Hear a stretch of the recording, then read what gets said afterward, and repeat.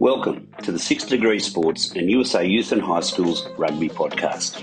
I'm your host, Mick Byrne. Each cast, we dive deep with one of the world's best coaches, arguably the number one skills coach on the planet. He has 2 World Cup winning gold medals with the 2011 and 2015 All Blacks. He's contributed as a consultant to an Olympic bronze medal with the Canadian Women's Sevens in Rio, and is the current head coach of the Fiji Drua in Super Rugby. If you've been following the recent success of the Flying Fijians in beating England and Australia prior to and during the current Rugby World Cup, then contextually you can see his influence, Mick Byrne. Together with Wallaby legend, himself a Super Rugby, European Cup and World Cup winner, Rod Kafer, Tech Whiz, Scott Saunders and myself, we form the pillars of 6 Degree Sports. Wondering what we're about? 6 Degree combines world-class coaching insights with cutting-edge technology, putting elite training regimes and practices right into your hands, whether you're a coach, player, referee or avid rugby enthusiast, through this, your everyday smartphone. Since the first rollout of our software during the height of COVID in 2020, over 9,000 players and 2,500 coaches have benefited from our platform. Our impact speaks for itself. Our collaborations range from the New South Wales Positive Rugby Foundation to this exciting partnership with USA Youth and High Schools, and more recently, through that, Southern California Youth Rugby and Rugby Washington, who have purchased the full suite of functionality for all of their registered coaches. For those keen to elevate their coaching prowess, our platform isn't just about following a regime. Although, if you're new to rugby, that's exactly what you can do. It's about innovation. You can customise trainings, integrate new strategies, and communicate directly with your team and or every member of your club, all through our platform. But let's pivot to why you're here, the podcast. Another rugby podcast, you may say, and that's a fair point. But while many explore the what and the why of rugby, we delve into the how, breaking myths and legends with actionable insights from the best in the game, demonstrated across a variety of mediums to ensure learning and transfer. Our goal? Not necessarily to churn out professionals, although, if that occurs, fantastic. But to make every participant, be it coach, player or referee, the best version of themselves. Enough of the preamble, let's dive into the show.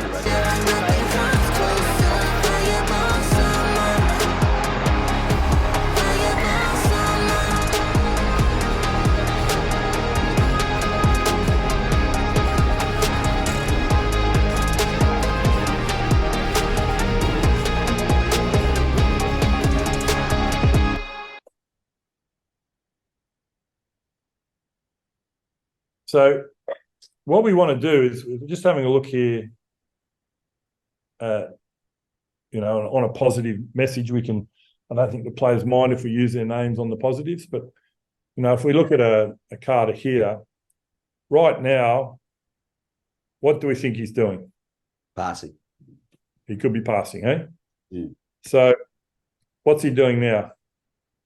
Where's he looking? What's his action? What do the English players think he's doing?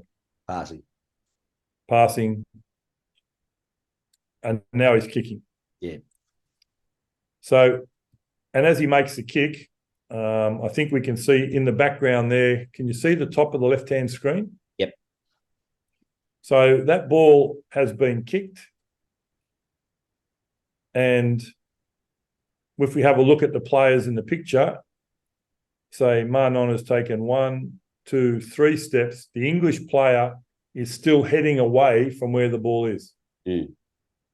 So in that triple threat instance, people weren't sure, players here, the English players weren't sure what he was doing. Mm. Certainly the fullback, when he did put it on his foot, thought it was going to the winger who was out wide. Mm. All right. So if we analyse what he's done here, he's caught the ball. He's looking like he's passing. He's got the ball in front of his body, and then he kicks. And we see, and we can tell by the fullback, he's misread the situation. The ball is well on its way to its target, and he's still going somewhere else. Mm-hmm. Is that fair? Yep, yep. So let's just have a look now. We've sort of analysed that. Let's just play this out and see what happens.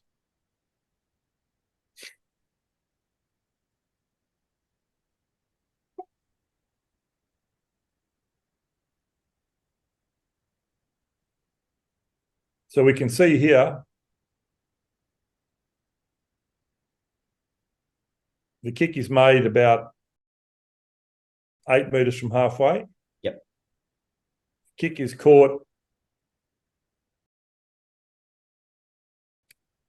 2 metres from the other 10. Mm-hmm. So that's a 16-metre kick. And the centre arrives, Ben Smith arrives in time to avoid the tackle by the fullback. Mm-hmm. So when we look at that, we see that as a perfect example of a triple threat.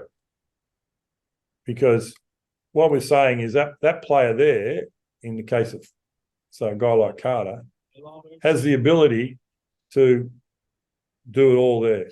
Mm. Okay? So, and a lot of players, look, this is a play that every team uses. But there's so many moving parts in it. So there's in lots of cases, there's the outside centre, the 13 that can drop back, who can see the kick coming and drop back. The fullback sees the kick coming and can change his direction early. The defence sees the kick coming so they can stop coming forward. Mm. So your triple threat is now gone, because if you want to actually play the ball, you're not playing at the line anymore. Mm. You're passing from behind, but too deep off the line. If you want to carry, you can't carry anymore because the defence is now set, ready to go. So you want the defence to be coming up like the English defence is, and then all of a sudden the kick happens and they're like, oh, we didn't expect that. And then they spin around and they get caught out.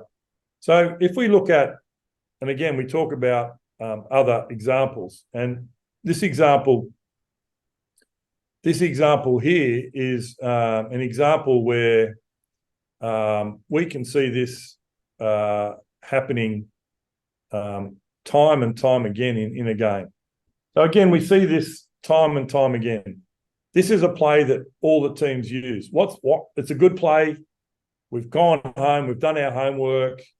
There's a spot in behind the defensive line like we saw England gave the All Blacks, and we want to kick it into there.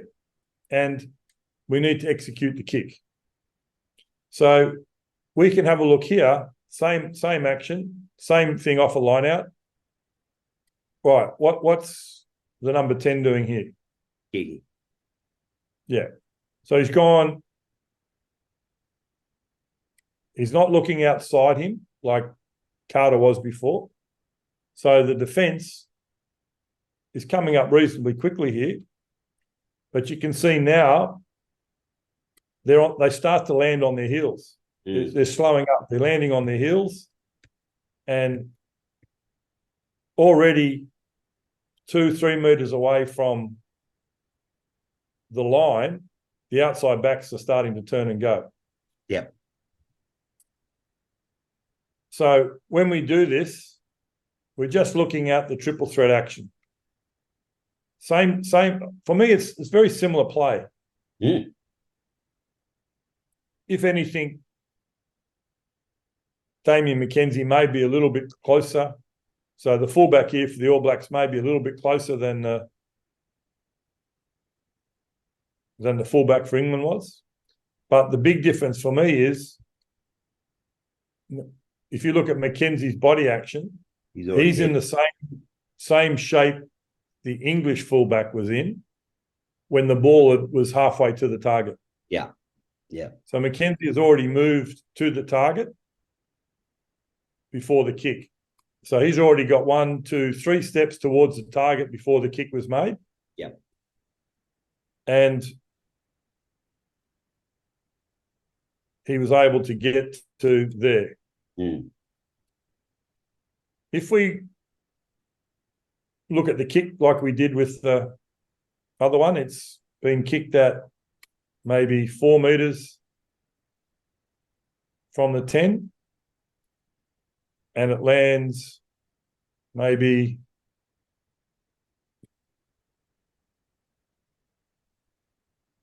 6 metres from the 22. Mm-hmm. So that would be if you look at it, 4 metres from there, and then it's 18 to the 22. So that's normally a 22-metre kick. Yep. So he's kicked that. Let's say that's 4. Let's say that's 5. Not is that so? That kick's travelled somewhere between 13 and 14 metres. Yeah. What was Carter's? Do you remember? 16. 16. So it's actually a better kick. It's a better kick because it's enough height on it for the Australian player to catch it. Yeah. So it's actually a better kick. It's execution-wise, that kick is probably better. And what we see that because Mackenzie, let's say Mackenzie is turning remember when Carter, we saw the fullback turning now. About there, yeah. So that Mackenzie's already taken 3 steps. Yeah. So if we look at the collision that happens here in the air, and we take Damien Mackenzie 3 steps back, that's probably a catch to the Wallabies player. Yeah. So now this brings us to the next part of the triple threat. So while that's going on, he knocks it on. Mm-hmm. They get the ball. And now we're at it again. If we go back and we talked about some of our concepts of our passing action. We want to be able to pass while maintaining pace over either foot. So this passing action here is very common throughout the world. We see this pass on lots and lots of times, especially when a player is looking to deliver a longer pass. So a player here is looking to throw a missed pass or throw that longer pass. When they do it, they end up putting a lot more pressure on their right leg to generate the power. And we can see here that this pass is where the hips are generating the power, the leg is generating the power, and the chest is there already at the target before the pass is made. And there's a lot of power generated through the body here, no question. The problem is, at the same time, it's allowed the All Blacks player to see all that going on, leave his system, and read the ball.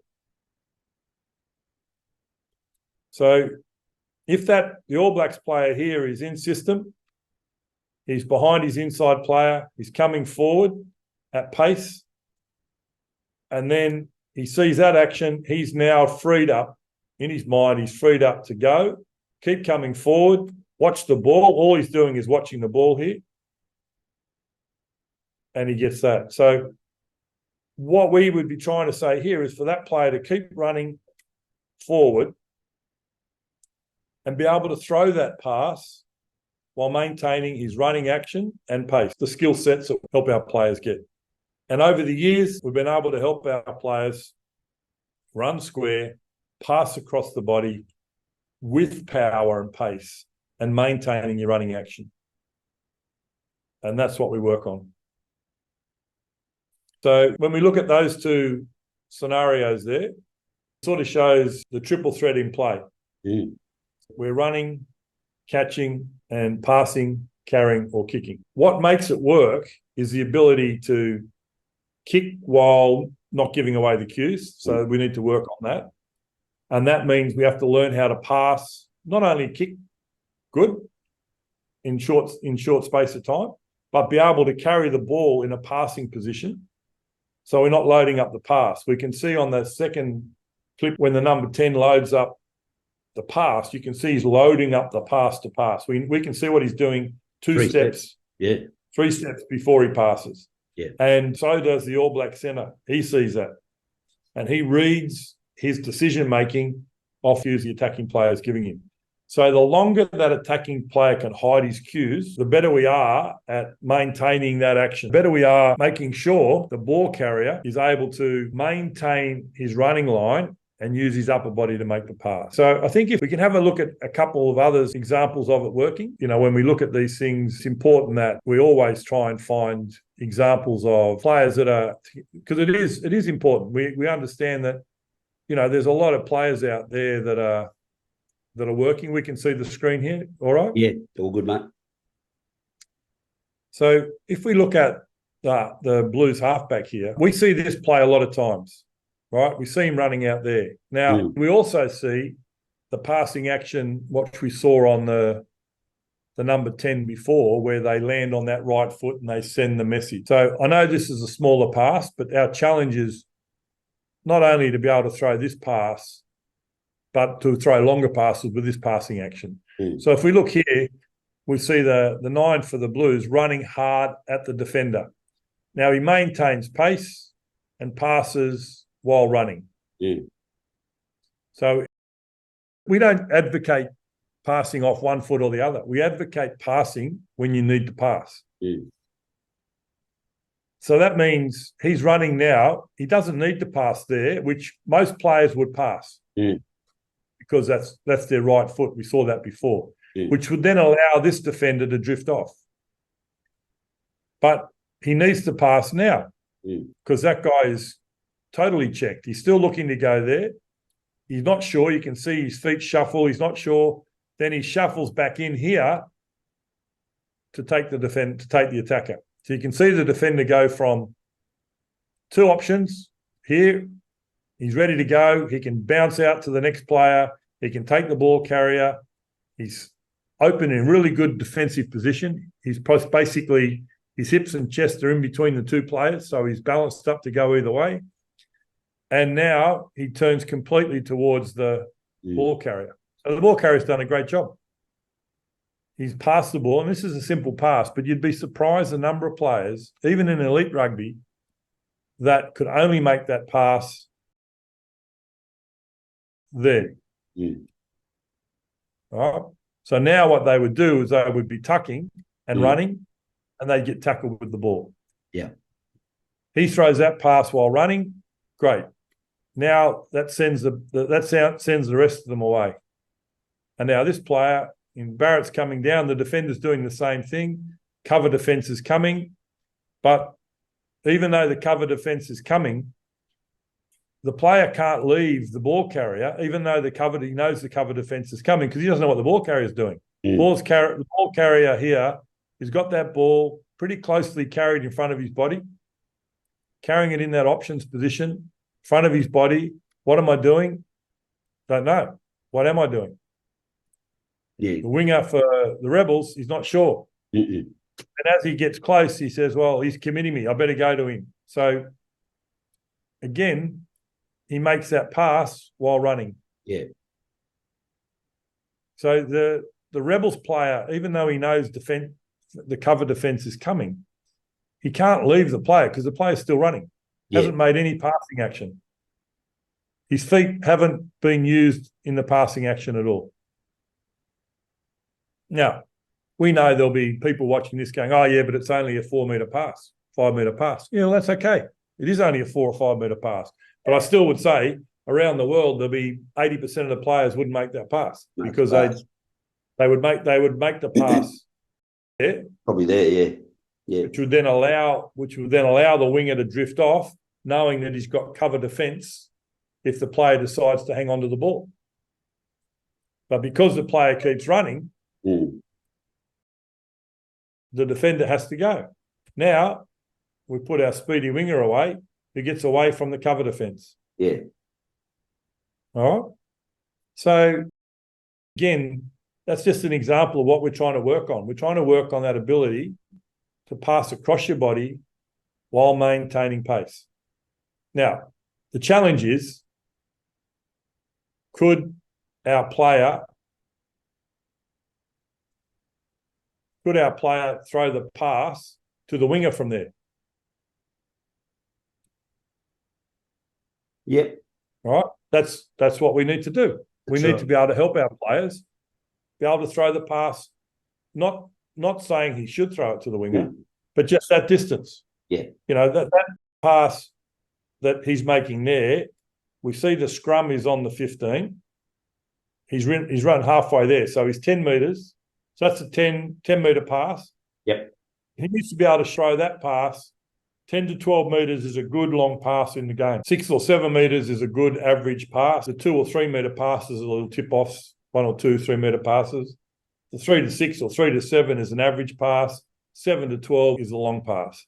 We have to be able to throw all those passes while looking like we're running. And so that's what we design. We design the ability to make that pass with power, and be able to do that, we need to be able to work through our passing act. So, you know, I guess the key for us is, all right, we've discussed that. We see the majority of players will make a pass where they're reliant on their feet to put them into a powerful passing position. They want to slam their right foot into the ground. They want to shift it across their body. Well, we've looked at some open plays here. Wouldn't mind just showing you a couple of things that we did with the Wallabies.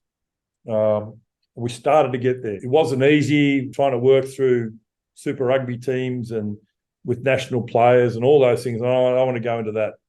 But we did work hard in the Wallabies program to try and get players to run square, pass across their body, punch the ball across their body. And we started to get there. It wasn't always pretty, but as we've discussed here, it's a battle to change habits. And when you're trying to change players' habits, especially at the elite level, they take a little bit longer. That's why it's good to work with USA youth and high schools. With this age group, we can make these changes really quickly, and they'll be lifelong habits that they'll develop. 100%. Played Argentina, and we were 31-7 down at halftime.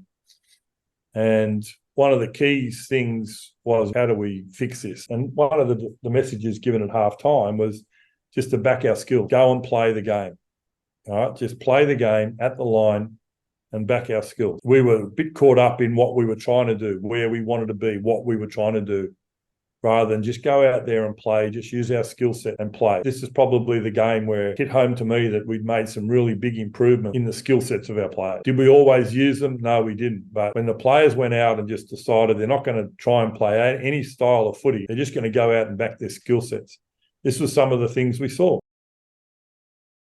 So off the sideline here, we got forwards that are carrying just a little tip play, not much at all, and I know this doesn't sound like much, and people are probably going, oh, that's nothing.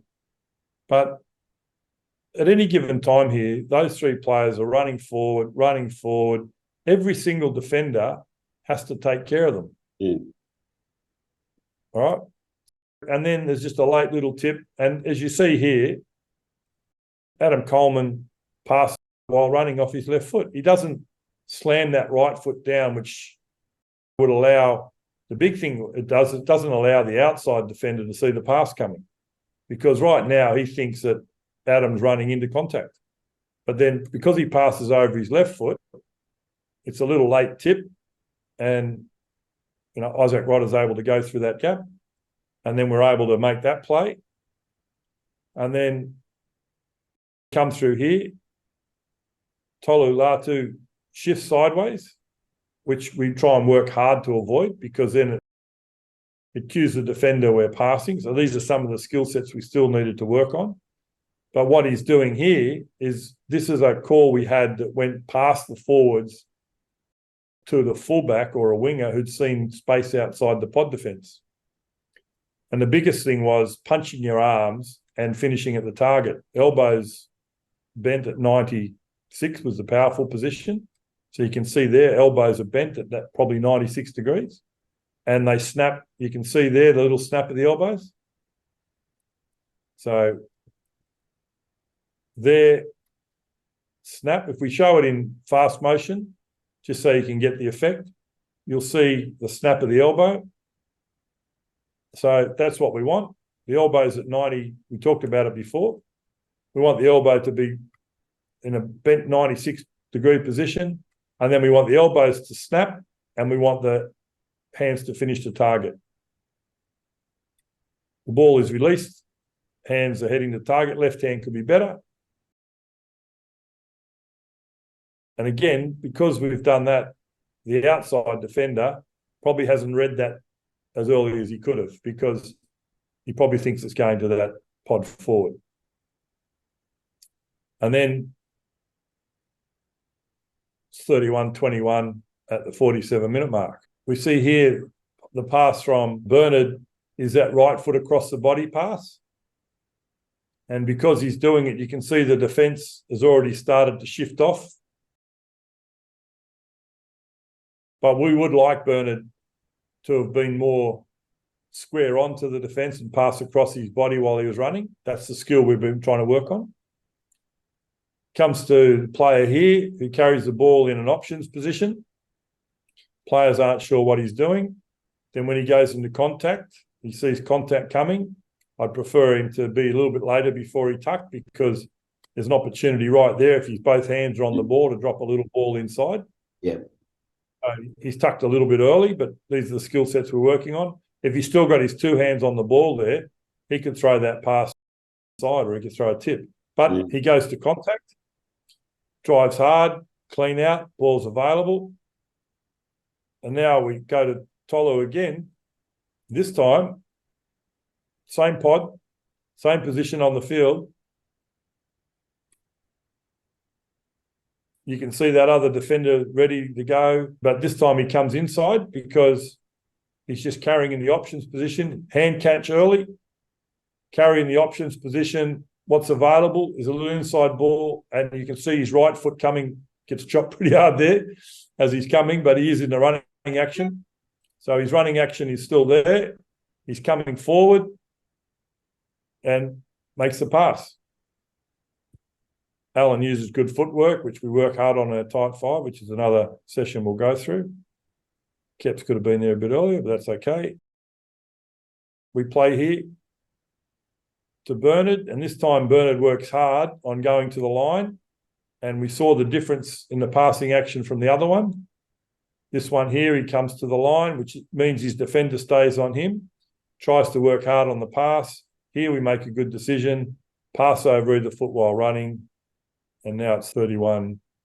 28. Some actions that we talk about that we're working hard on, the passing action across the body, the triple threat, and things like that. I guess if we have a look at a little bit of training footy, the black gear in the middle here, you know, we work with, this is Sam Walsh, we work with him, and obviously, Nick, you did a hell lot of work with him. And when we first started working with Sam, when you started working with him, he really struggled to pass across his body over either foot.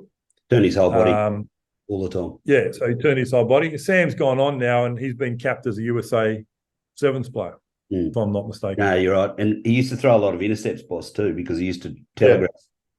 Yeah, so he used to throw the intercept. He's a good player, but he had that bad passing action of really loading up on his right foot. So this is one of the little training activities that you can do, is just randomly passing the ball, turns, defence gets set, and then he has to come back. The defence is down, so there's a little decision to make. When he turns around here and comes up, what's he looking at? Running, and now makes the pass. And I know in drills, a lot of times the defenders aren't as aggressive as they should be or can be, or you don't want them to be sometimes. But the idea of the activity is that he's making a decision. You can see there he's pretty comfortable to throw that left-hand pass off his left foot. And again, he's pretty comfortable to throw that left hand there. But because he's able to maintain pace, he can actually rip the pass out. You can see there's hardly any load up. You can see from right in front of his body there, he just punches that ball, hits the target. So, yes, we can always... the ground too, boss, when he punched. That's right. So he's actually passing mid-stride, which is probably ideal, you know, because he's passing while running. But again, we don't care where the feet are. You know, the whole concept for us is pass when you need to. The defender's dropping back, just making him run. So that's part of the activity. He's dropping back. Now the defender stops, make the pass. Now, as it turns out, he has to make that pass as his right foot is coming forward, because it just has to make, his decision is make the pass now. There it is. There's the decision. The defender stops, make the pass. He's able to make that pass as soon as he has to make it.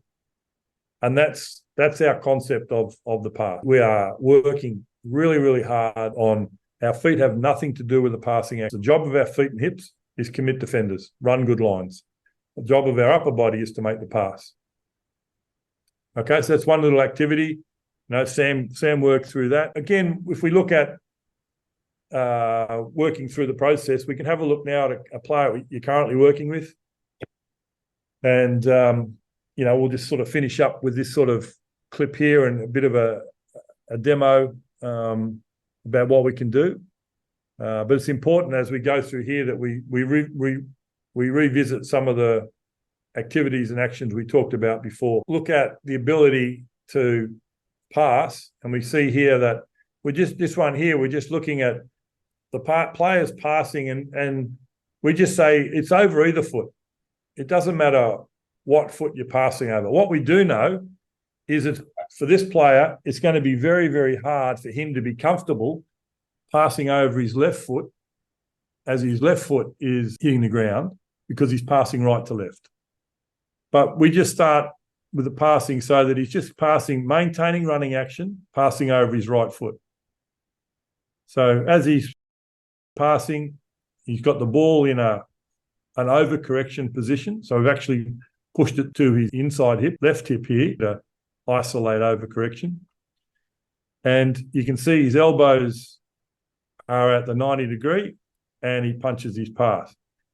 Little habit we've got to get him working on now is his ability for his wrist to finish. You can see here that his wrist follows his elbow, so it ends up across his body. So we need to work a little bit harder there with him, but he's only just working through the process, and it's great. So, but we know he's working on his right foot. It's a good long stride. It's a good running action, and he makes the pass as his right foot's hitting the ground. So we see that, and it's good. So we have a look at it here. We see again, his elbows are bent from in front of his body. Again, he's passing, maintains his running action and passes as the right foot hits the ground. And it's a reasonably good running action, good long steps. The challenge we work with Seb here is his ability to change his habit from his bicep chest type pass to a tricep pass. So we can see here that he's got himself in a good position, but his arm swings and his elbow doesn't snap. So he's very much the habit, which we talked about as a bit of a myth in the game about using your biceps and pecs and those things for passing power. His habit here is still very much what we call a front arm bicep pass. And because of that, the bicep goes to work and pulls the arm back.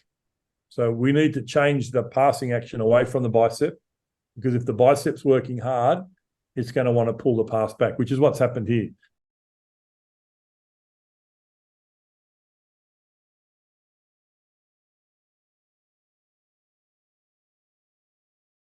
Part of 6 degree, we've done 8 or 9 activities to get him to this point. So, part of our platform will have got him to this point, but we're just showing now just the running pass from that perspective. But when he's been doing those other points, he's been really good at punching his tricep, getting his wrist and everything. As soon as we brought in a bit of running action, a couple of old habits creep in. This is the next part of Seb's development, because we brought in the running now. And of course, as soon as we bring in running, the brain goes, oh, yeah, I know what I have to do here. Forgets about everything that we're trying to teach it. And so what happens is, don't worry about it, turns into that, which is okay, because the old habit of the bicep being involved rather than the tricep.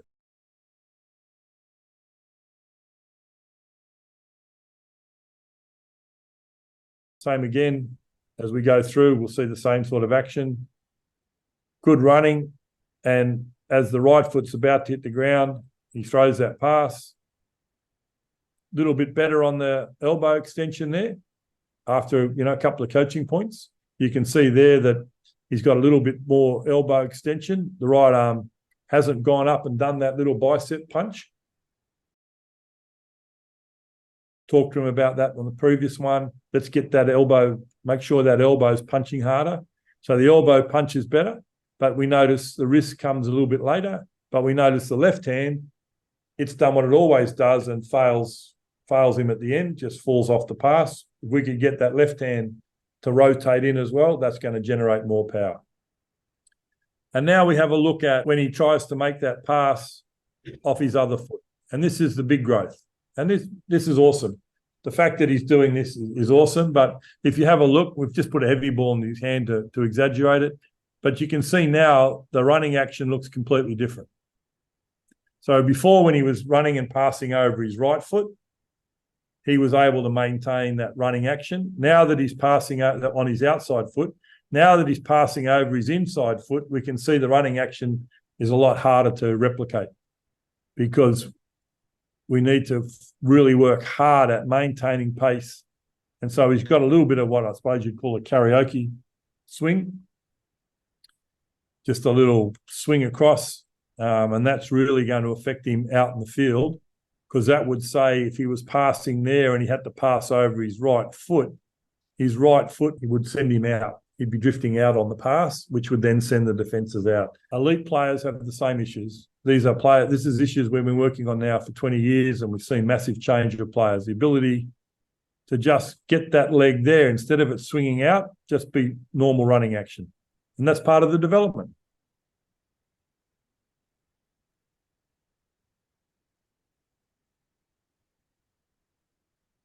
So again, you see the right foot swing around. But, the beauty here is he's at least doing it while moving forward, maintaining pace.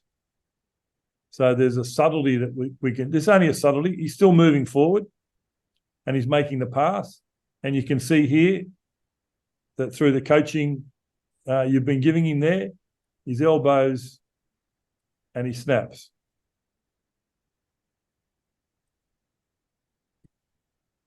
Which is good. So the keys as we work through here,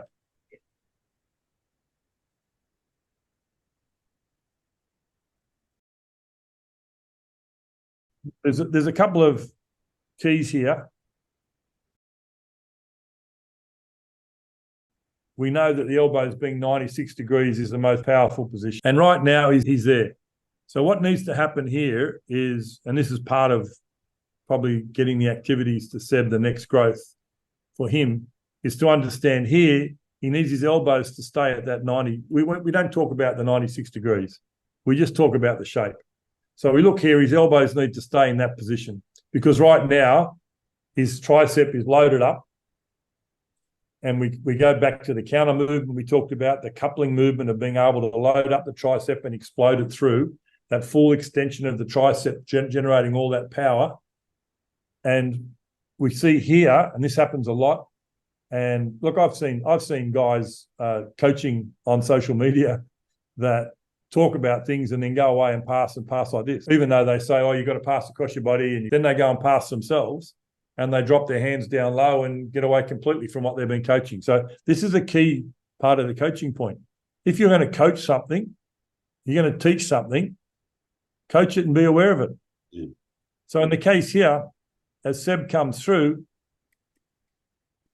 he's gone from being at 90 degrees, pretty good, strong elbow position, to now being nearly 160 degrees. So now his tricep isn't loaded. He can't generate any tricep power. And all he's got left is the old habit of swinging his arms, which puts a lot of pressure on his left arm trying to punch square to target. So as we see,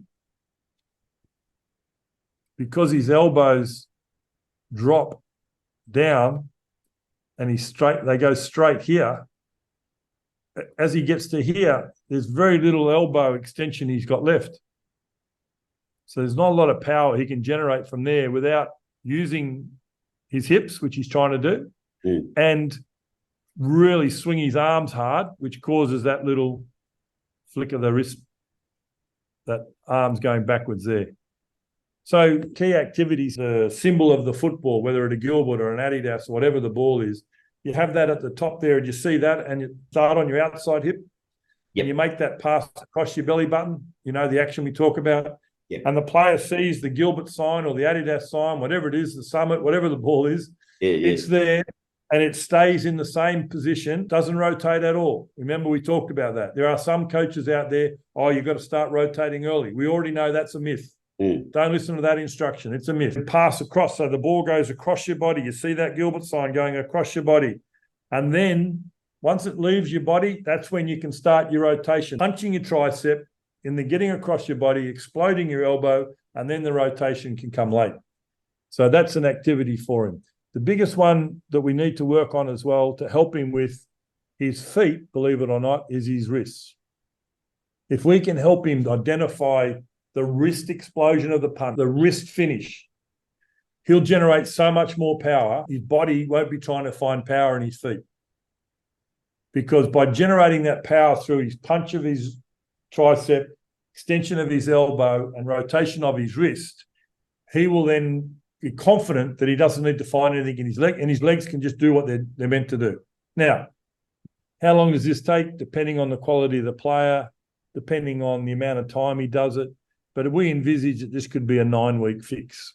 You know, we could probably have this done over 3 sessions a week for 9 weeks. There's about 4 activities here that he could be working on at home. So the pass across the body, maintaining the ball shape across his body. Do the one from already inside the hip where he punches his elbows to finish, to learn to punch his elbows and his wrists. And we can do the wrist rotation one is probably the big one for him to get confidence in the ability to generate power at the end of the pass. So that wrist rotation is like we talked about, the martial arts guy that generate the most powerful punch are the guys that turn late.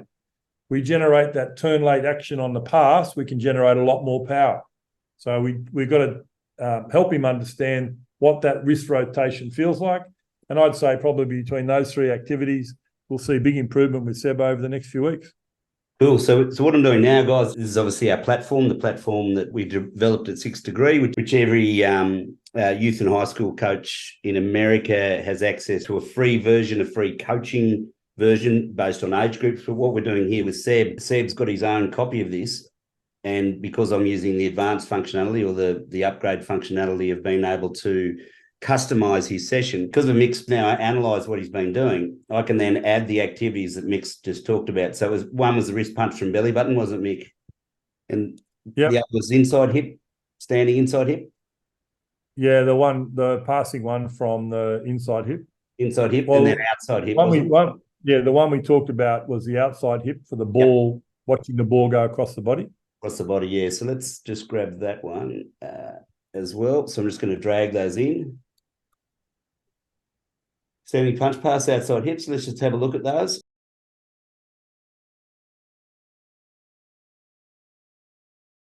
You mentioned there before just making sure that the Gilbert stays in the same spot, didn't you? So pretty much before it rotates. So what we might do is the beauty about this coaching platform is all this is time coded. So I can go straight to the point in the video where we should be able to see that. Let's get rid of the music.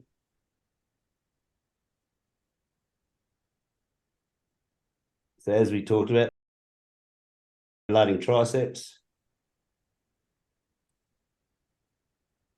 Now there's an above view here in a second, which should show, here it is here, that the rotation. So there's the Gilbert sign that we can see. Okay. And there's probably a little bit of early rotation there, isn't there, Mick? But it's not too bad. We just need that. No, it's not too bad. It gets well outside the body before the rotation starts. So that's a good one for him to focus on. So if he can, sorry, boss. No, just saying, if you can focus on that Gilbert sign staying on in that same plane before it leaves his body, that's a good one for him to work on, because that'll mean that he's not getting early rotation. It'll also mean he's probably keeping his elbows at that angle that we want him to. At the angle we're talking about, yeah. So what I'll do is I'm just going to there's that bit there. Let's take it back a touch.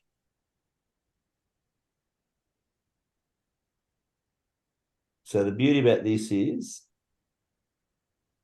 I'm going to pause it there, and I'm just going to send him a message at that spot just to say, so the key is to make sure, as per the photo,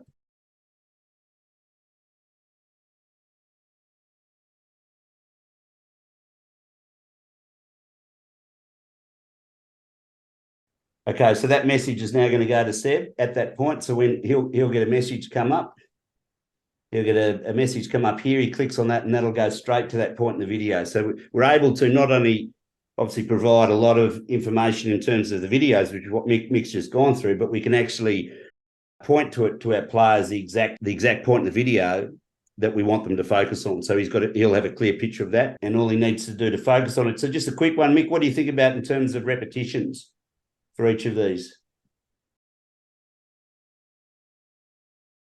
20 or 30 a day. Yep.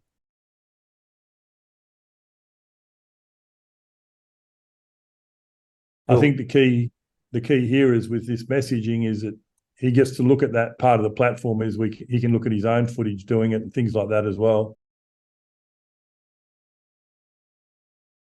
And now to help you with the points we've made, because when we look at his footage, we would then clip that and say, notice here how your elbow straightens, notice here, notice here, notice here. To help fix those up for you, here's a couple of activities. And that's what we do, mate. And I mean, as you've done, you've highlighted a good clip there, and we don't have to go through all the clips because it's shown them there. But that's what would happen from that video footage that we've had a look at. We're now sending him our activities, which we know have worked wonders over the last 20 years with some world-class players and some good young players, and Sam Walsh being an example. Absolutely. Who've gone through the process and developed some skill sets by following these activities. And we're now in a situation where we can push all these activities, which I like to think are very good, obviously, 100%. push out into, as we've talked about, the USA youth and high schools, and start to really make some progress with some young players who may be learning the game, or some players that are playing the game looking to get better.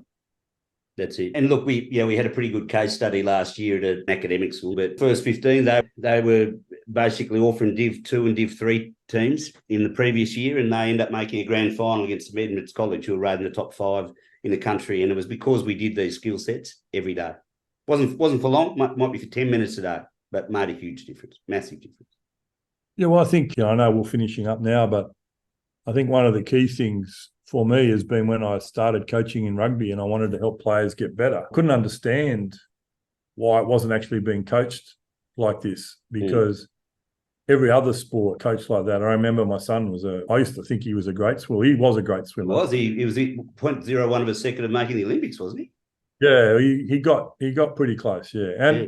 But I remember sending him to a coach over in New Zealand who was a professional coach. He coached swimmers at Olympic. I got introduced to him through Steve Hansen, actually, and I thought, well, he's a pretty good swimmer. The first thing the coach did to me, he said, before I take him on, I need to have a look at him. I liked that because suddenly someone was interested. Anyway, he did one lap and he said to me, he swims well, but he's technically poor. You know, like, to me, the naked eye, I thought he was brilliant. I'm like, wow, this kid can swim. But he goes, he's technically poor. His little finger cuts the water. He's talking about freestyle. His little finger cuts the water first, and it's his index finger that should cut the water. So what we'll do is I'll have him just work on stroke correction. And the first thing we'll do is we'll just spend, I don't know how long it's going to take him. We don't know. But he'll just start in working on stroke correction. Once he's got his stroke right, then we can put him in the main squad and get him going. That was probably convinced me to send Joel there, because this coach just was like music to my ears. But when I then got involved in all that stuff, every swimming coach does that. Every swimming coach does stroke correction. And I couldn't understand when I started coaching in rugby, no one did stroke correction. Everyone just let them swim the way they swam. Pass the way they pass, run the way they run, tackle the way they tackle. They tackle this way, they pass that way. They just let them do it because they'd made their way to a certain level of their career. And then you'd hear coaches say, no, he's a good player, but he can't pass off his left hand. He's a good player, but his line-out throwing's not great. He's a good player, but he can't tackle on his left shoulder. I'm like, yeah, well, that's our job to teach him. And like, there's a lot of coaching out there expects the player to be able to do everything. And in those stages in your career, has anyone ever sat down with that player and done a stroke correction activities? Yeah. And that's what we do. We make sure that our players are getting great stroke correction in swimming parlance. They're getting great intervention through skill sets. And when they come out the other side, they'll never be poor at the skill. They'll be able to pass across their body left-handed, pass across their body right-handed, tackle off their front foot on the right shoulder, tackle off their front foot on the left shoulder. They'll be able to leg drive through contact. All the activities we've got in our platform, our players will get. And if we can get them as we're doing now with the USA youth and high schools, we'll get them before they reach that sort of club professional level.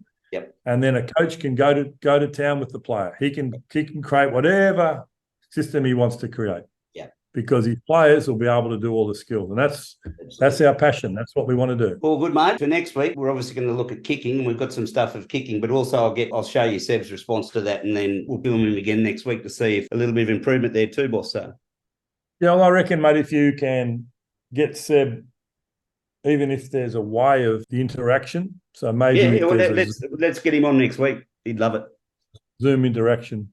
Yep. Yeah. All right, mate. Beautiful, boss. That was awesome.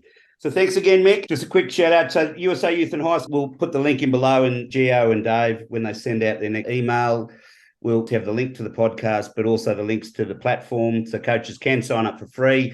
But you can't do what we've just done here. If you want to be able to do what we've just done here, you've got to upgrade, which is customize. And then also you can upgrade to customize. You can upgrade to add players, coaches to your platform. There's a whole range of other functionality, which we'll also go through as we continue with these podcasts. But just a quick one before you go, Mick. Thoughts?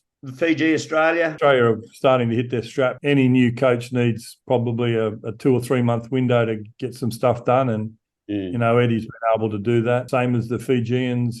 Simon's been able to get 2 or 3 months with his troop. So it's 2 new coaches. Both coaches were rocketed in after other coaches were removed, and they've had to establish their program in with new bunch of players. But I'm a little bit biased, even though I'm Australian. I'm a little bit biased that a lot of the players we currently got in the Drua and some really top quality Northern Hemisphere players are with Fiji, and I think they're playing well, and they were unlucky last week not to beat Wales, and they made a few errors during the game, which was unusual. A couple other little things part of the people have spoken about since the game, and then Semi's unfortunate drop that would have won them the game, or at least given them a conversion attempt to win the game. So look, they're not far away, and I think Australia have lost a couple of players on the eve of the Test match, which will be a big difference for them, because one thing the Fijians are is they run hard and they're big physical men, and Australia have lost a couple of their biggest and most physical men. So it's a challenge, and I think Fiji can do this. I think they can finish in front. We have a little challenge at the office around selections, and I've selected Fiji at 27-21. So have you? Cool. Yeah. We'll see what happens. No, but the beauty is, boss, and also, it can't go unseen either, your influence on that team, because they're a much better team now than they were probably 12, 18 months ago. And a lot of that does have to do with what you're doing at the Drua and Jacko as well. I think the keys there, mate, is the program. What we've done is, we've put in a big skills program. Our players are punch passing every day. They're punch wrapping their tackles. They're doing their elbow wrist extensions on the line out throws and everything. And they were just working every single day on the skill sets. And the big one was our fitness and conditioning as well, to get that right. So it's been an all round development from everybody involved in the program, but the big one is the players have done the work, and they deserve everything they get, and I'm really looking forward to them having a successful World Cup. And they missed out last week, but I'm sure they'll be doing everything they possibly can to make amends when they play Australia. It's a terrifying game for the Wallabies, I've got to be honest, boss. I'm terrified. Yeah, I think in the years gone by, for want of better of a term, it's sort of been classified as a banana skin. That is, if Australia don't turn up, it could happen. Well, yes. Australia can turn up, and it still could happen. It's not a banana skin game. Australia can turn up, and it still could happen. So it's a legitimate upfront challenge now. So 100%. You're not sitting there thinking, "Geez, we need to turn up on Monday to win this." Mm-hmm. You're thinking, if we don't turn up, we're going to get beaten. 100%. It's not a banana skin. It's not a banana skin. It's far from it. So I'm looking forward to it, and it'll. As usual, I haven't missed any games yet, so I won't be missing this one. Yeah. But, well, as I said, look, I hope Australia get up, boss, but I'll tell you what, I'm on the fence. I've got no idea. Yeah. All right. Well, thanks, mate. That's awesome. All good, brother. That concludes the Triple Threat Running Past podcast. But on to some housekeeping. We showed in the platform the functionality of the 6 Degree coaching app. As members of USA Youth and High School, every coach receives a free version of the platform web application, sponsored by Major League Rugby. To get access to the platform, go to the new USA Youth and High School's website, click membership and then click on coaching platform. Underneath that you'll see a video which will show you how to register.